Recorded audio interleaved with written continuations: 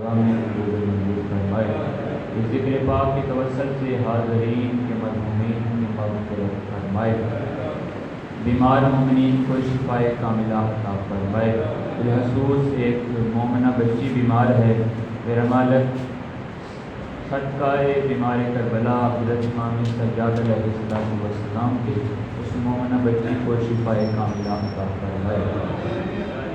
محمد و آل محمد کی ذکر پاک کی توسل سے اس گاؤں کو تا قیامت آباد فرمائے، اس گاؤں میں رہنے والوں کو آپس میں اتحاد، پیار، محبت کے ساتھ زندگی بسر کرنے کی توفیق عطا فرمائے۔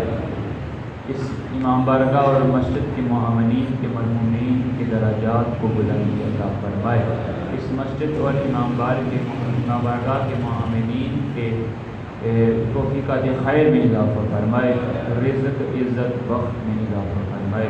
اس ذکر پاک کے توسل سے ہمارے حقیقی وارث زمین و زمن حضرت قائم آل محمد کے ظہور میں تعظیم فرمائے۔ تمام دعاؤں کی قبولیت کے لیے بلند تر صلوات۔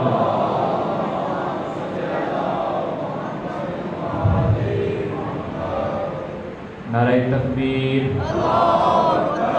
نعرہ رسالت، نعرہ رسالت، نعرہ حیدری، حیدری، حسینیت، یزیدیت، دشمنان اہل بیت لعنت بر محمد و آل محمد بلند تر صلوات۔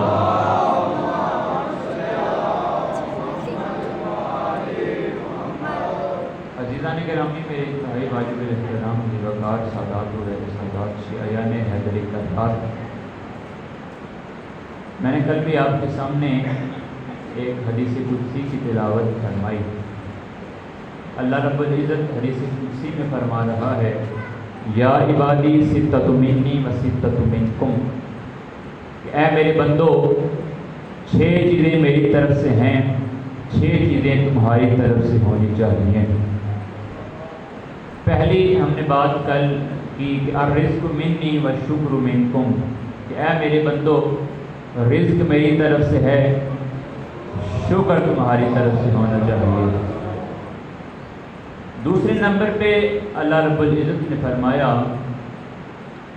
الجنت منی وطاعت منکم، کہ جنت میری طرف سے ہے، اطاعت تمہاری طرف سے ہونی چاہیے۔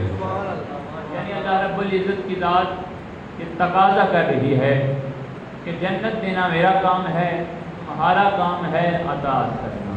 اطاعت کہ ہمارا موضوع بھی اطاعت ہے، یا ایھا الذین آمنوا اطیعوا اللہ، اللہ کی اطاعت کرو، واطیعوا الرسول، اور رسول کی اطاعت کرو، واولی الامر منکم، اور یہ تم میں سے صاحبان امر ہیں۔ بڑی ذمہ داری سے حدیث بیان کر رہا ہوں، رسول خدا حضرت محمد مصطفیٰ صلی اللہ علیہ وآلہ وسلم کی حدیث ہے۔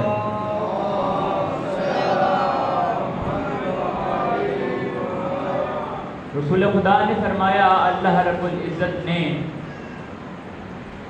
جنت اپنے مطیع بندوں کے لیے بنائی،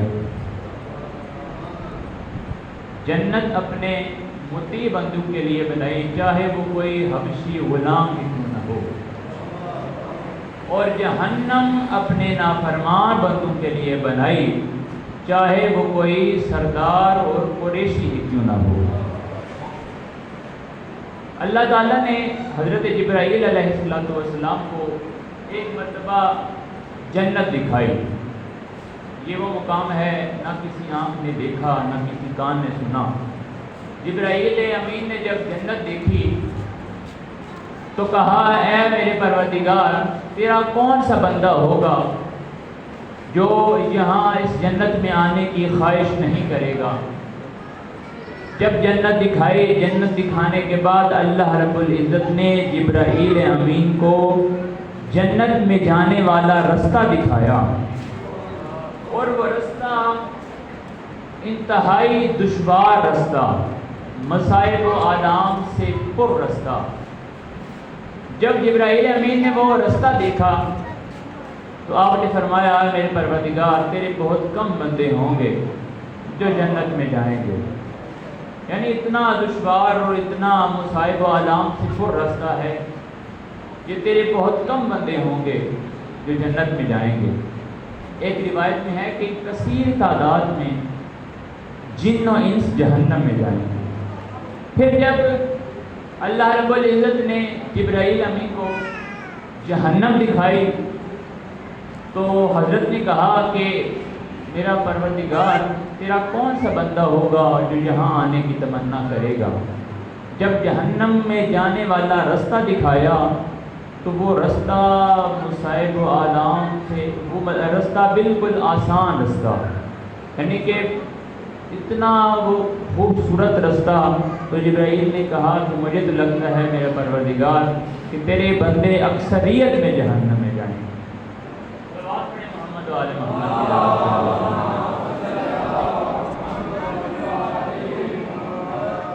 دوسرا جملہ سرکار نے فرمایا، حدیث قدسی میں اللہ رب العزت نے فرمایا، پہلا رزق منی و شکر منکم، رزق میری طرف سے ہے، شکر تمہاری طرف سے ہونا چاہیے۔ دوسرا اللہ رب العزت نے فرمایا کہ جنت دینا میرا کام ہے، تمہارا کام ہے اطاعت کرنا۔ تیسرا اللہ رب العزت نے حدیث قدسی میں فرمایا کہ قبول کرنا میرا کام ہے، دعا مانگنا تیرا کام ہے۔ یعنی قبول کرنے والی ذات صرف اور صرف اللہ رب العزت کی ذات ہے۔ ہمارے مانگنے میں دیر ہو سکتی ہے، اس کے عطا کرنے میں کوئی دیر نہیں ہو سکتی۔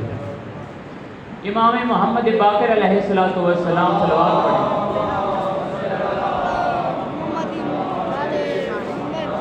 مولا سے کسی نے پوچھا، یا ابن رسول اللہ مجھے یہ بتائیں کہ اللہ کی نگاہ میں تلاوت قرآن پاک زیادہ افضل ہے یا رب سے دعا مانگنا زیادہ افضل ہے؟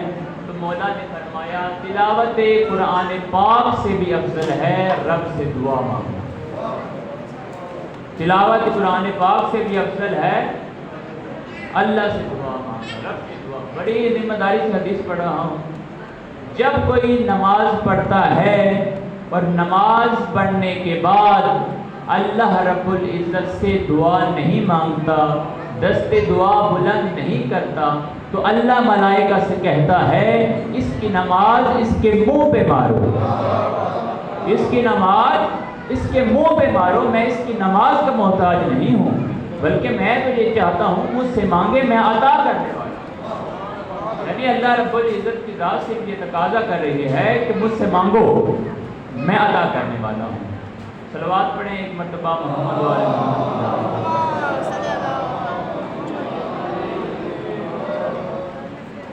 یہ تبلیغی ایک تو جملہ ضروری ہوتا ہے، اس لیے میں حدیث قدسی کو بیان کر رہا تھا۔ ویسے ہمارا آج کا موضوع ہے، ہمارا موضوع یہ ہے کہ ماں بطول ہو تو بیٹا حسین بنتا ہے۔ اِنَّا أَعْطَيْنَاكَ الْكَوْثَرَ۔ اب اس لفظ کوثر کا معنی علماء سنت نے 36 معنی اس کے کیے ہیں۔ کچھ نے کہا ہے یہ اس کا معنی ہے جنت، کچھ نے کہا یہ اس کا معنی ہے یہ آب کوثر۔ 36 معنی اس کے ہوئے ہیں۔ جو معنی جو تفسیر اہل بیت علیہ السلام نے کی ہے اس کے مطابق کوثر سے مراد حضرت فاطمہ صلوات اللہ علیہ۔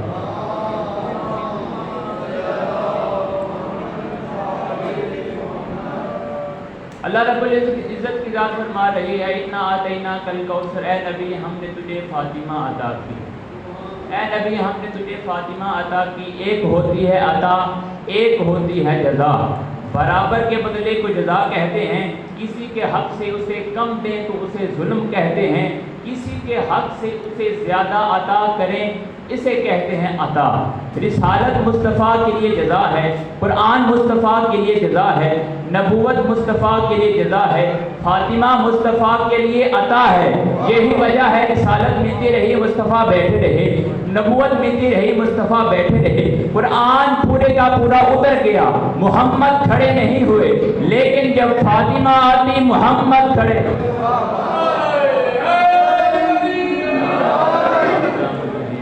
فاطمہ صلوات اللہ علیہ مجمع آتی تو محمد مصطفیٰ تزئین کے لیے کھڑے ہو جاتے. صلوات پڑھے محمد و آل محمد کی ذات پر.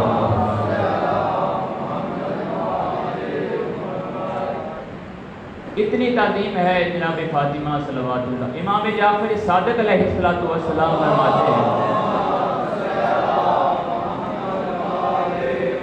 کہ جو شخص اپنی مستحب اور واجب نمازوں میں سورہ کوثر کی تلاوت کرتا ہے تو اللہ بروز محشر اسے جنت میں ایک اعلیٰ مقام عطا فرمائے گا اور اسے آب کوثر سے نوازے گا.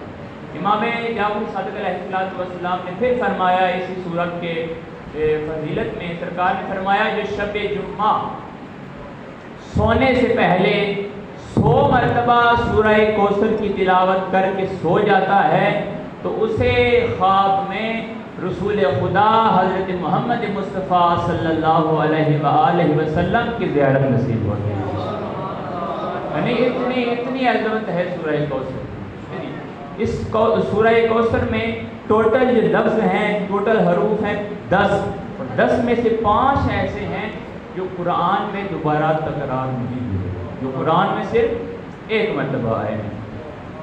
حضرت محمد مصطفیٰ صلی اللہ علیہ وآلہ وسلم بی بی پاک کے دروازے پہ آتے ہیں اور آپ کہتے ہیں کہ اے میری بیٹی، میں بدن میں ضعف محسوس کر رہا ہوں. ابھی ابھی آپ نے حدیث کی کتاب بھی سنی ہے کہ بیٹی میں بدن میں ضعف محسوس کر رہا ہوں. ضعف کیوں محسوس کر رہے تھے؟ کیونکہ اللہ رب العزت نے کہا، آیت نازل ہو گئی، آیت مبالہ، ابناءنا و ابناءکم نساءنا و نساءکم انفسنا و انفسکم. تم اپنے بیٹے لاؤ، ہم اپنے بیٹے لاتے ہیں. تم اپنی عورتوں کو لے کر آؤ، ہم اپنی عورتیں لاتے ہیں. تم اپنے جیسے لاؤ، ہم اپنے جیسے لاتے ہیں. اب رسول خدا کے پاس رسول جیسا کوئی نہ تھا.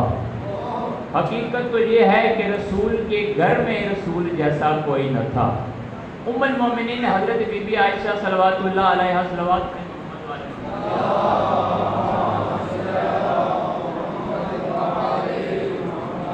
بی بی فرماتی ہیں، یا نبی کیا وجہ ہے میں ایک ہانڈی میں سالن پکاتی ہوں، ایک برتن میں اپنے لیے ڈالتی ہوں، ایک برتن میں آپ کے لیے ڈالتی ہوں، کیا وجہ ہے؟ میرے سالن پہ مکھیاں بیٹھتی ہیں، آپ کے سالن پہ مکھیاں نہیں بیٹھتی. رسول خدا نے کہا، عائشہ انا لا مثلک، میں تم جیسا نہیں.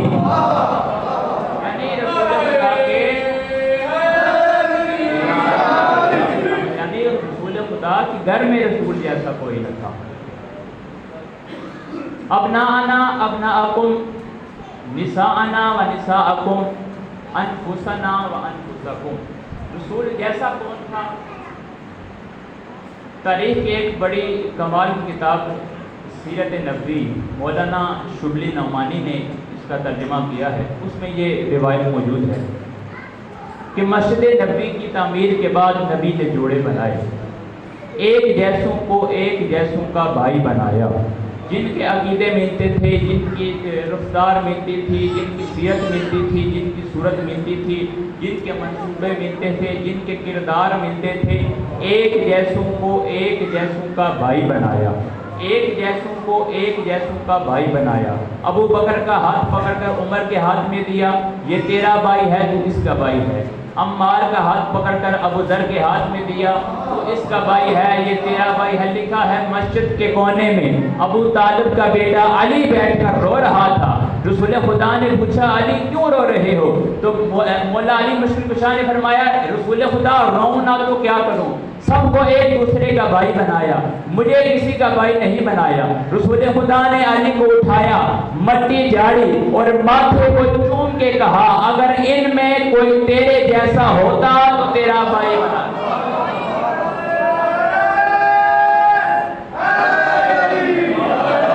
اگر کوئی تیرے جیسا ہوتا تو میرا بھائی ہے، تو میرے جیسا ہے. دنیا اور آخرت میں یا علی تو میرا بھائی ہے، میرے جیسا ہے. صلوات پڑھیں ایک مرتبہ.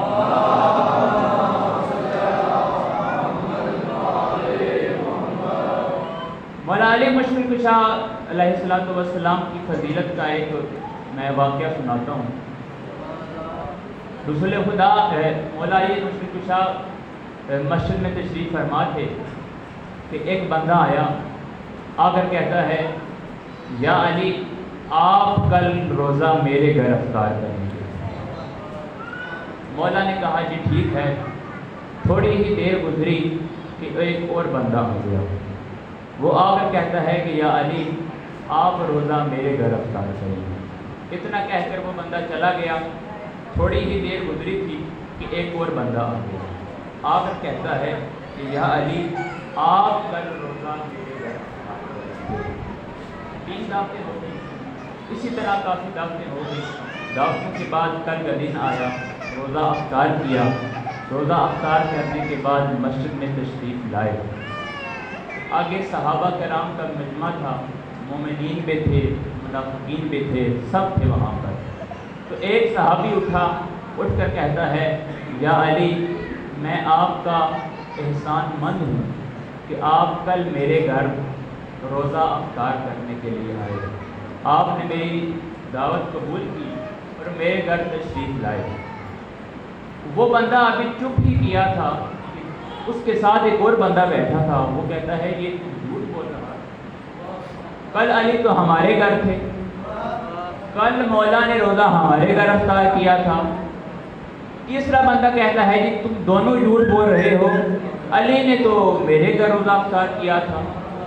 اتنا کہنا تھا کہ مجمع میں شور مچ گیا، ہلچل مچ گئی۔ رسول خدا تشریف لائے اور آ کر کہتے ہیں یہ کیا ہلچل مچی ہوئی ہے؟ رسول خدا سے لوگ کہتے ہیں کہ یا رسول اللہ یہ دیکھیں نا، یہ کہہ رہے ہیں کہ علی ہمارے گھر تھے لیکن علی تو ہمارے گھر میں۔ رسول خدا نے کہا تم سب چپ کرو، علی تو کل میرے گھر تھے۔ آپ کی توجہ نہیں، صلوات پڑھیں محمد و آل محمد کی ذات۔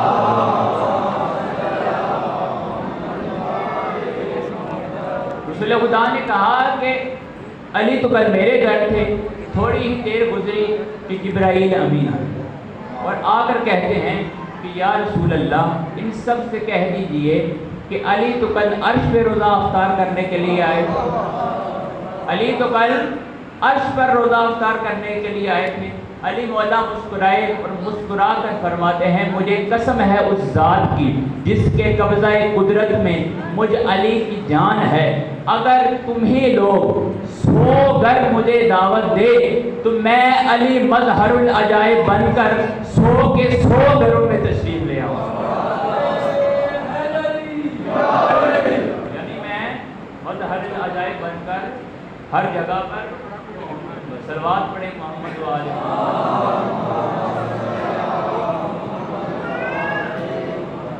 ایک مرتبہ کی صلوات پڑھیں۔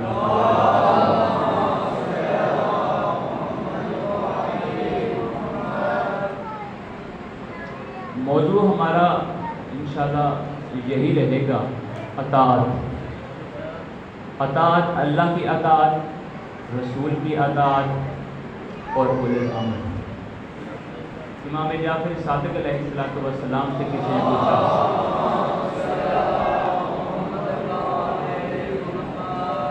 مولا کی صلوات پڑھیں محمد والے محمد،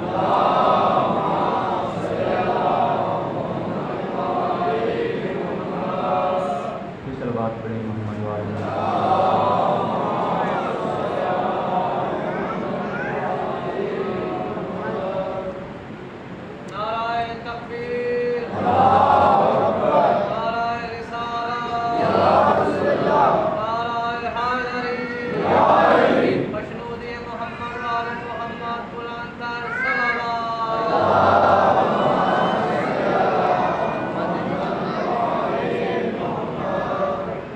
مولا کے منظور نظر بحر المصائب جناب سید محمد باقر مکی صاحب تشریف لے آئے، تو اب زیادہ میں نے ان کا ٹائم نہیں لینا کیونکہ ان کو بھی جلدی ہے، ہم نے بھی آگے جا کر پڑھنا ہے۔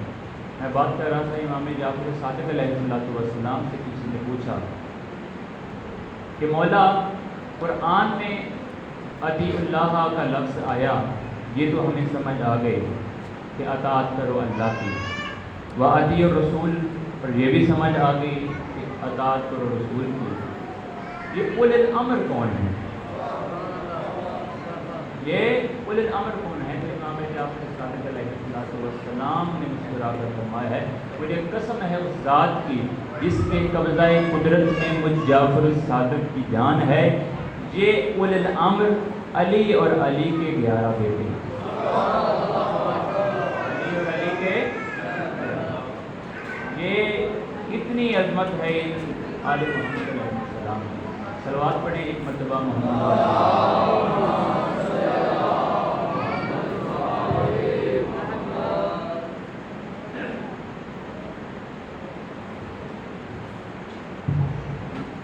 واقع کربلا کے بعد شمر کے ایک ساتھی نے شمر سے پوچھا کہ حسین کا پیاسا گلا تھا،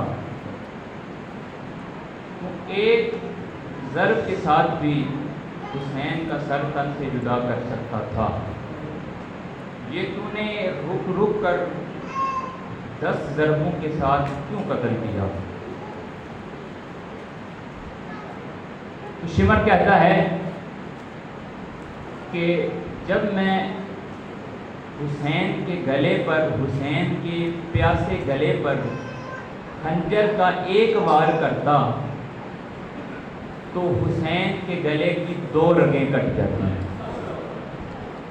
جب 2 رگیں کٹ جاتی تو زہرا کا لال زمین پر تڑپتا، جیسے جیسے حسین زمین پر تڑپتا میری خوشی میں اضافہ ہوتا جاتا۔ شمر کہتا ہے کہ میں نے ایسے ہی حسین کا سر تن سے جدا کیا، جب میں نے حسین کا سر تن سے جدا کیا میں نے حسین کی زلفوں میں ہاتھ ڈالا، حسین کی زلفوں میں ہاتھ ڈال کر اوپر اٹھایا، جیسے ہی میں نے اوپر اٹھایا تو حسین کے پیاسے لب ہلے۔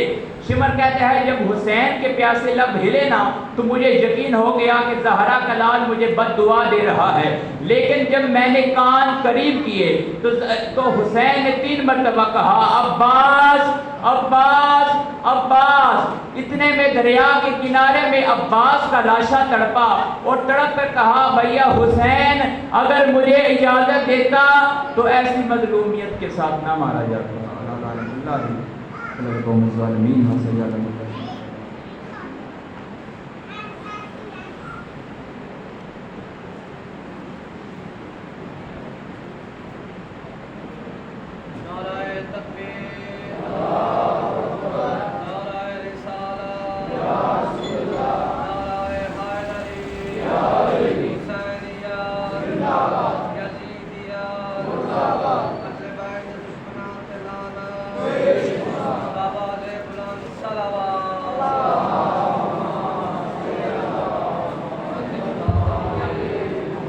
بسم اللہ الرحمن الرحیم۔